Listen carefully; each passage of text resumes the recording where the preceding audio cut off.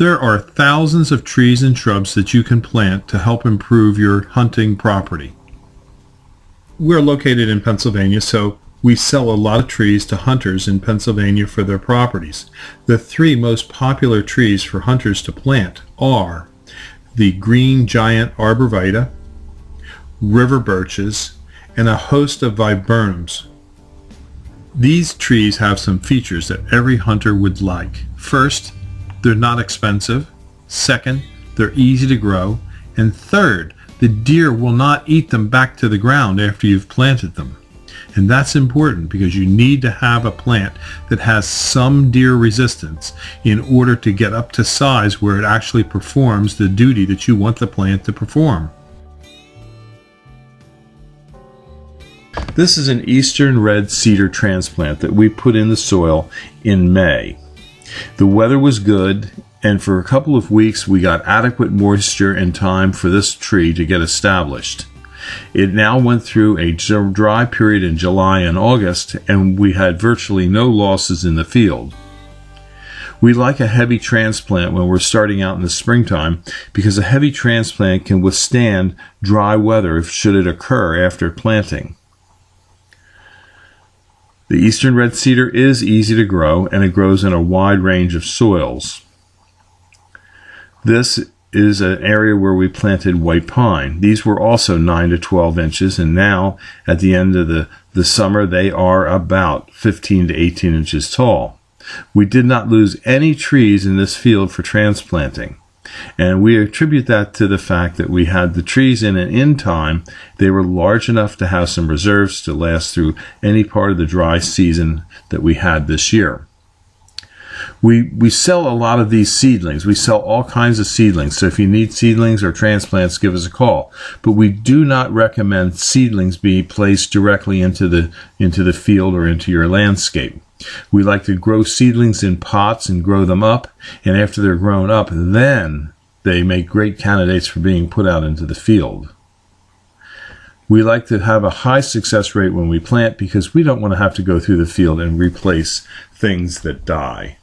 So use a heavy transplant if you're going to directly plant into your field or your landscape. This tray contains some small arborvitaes called Forever Goldie.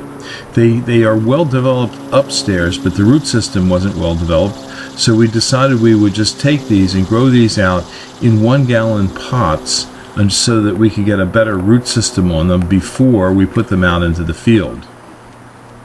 It may take a little longer to get the trees into the field, but a better established tree that you plant in the field will perform better than a weak tree that's stressed out on initial planting. These are green giants that we grew from small cuttings. We grew these in pots, and now they're about 2 to 3 foot tall, and we're going to plant these out into the field with our tree planter.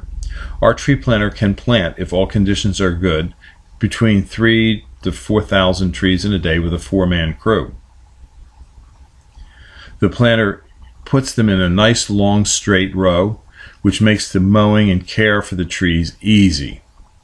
We will have to go over these trees as some of them will need to be tamped into the ground and some will need to be staked. We sell arborvitaes in seedlings, rooted cuttings, small pots such as these 2 to 3 foot high. We sell them all the way up to 18 to 20 foot tall. We are located in Fountainville, PA, near Doylestown. This is an example of how we're straightening some of the trees and tamping them in. This is a necessary part of growing these trees, is get them a good straight start in life.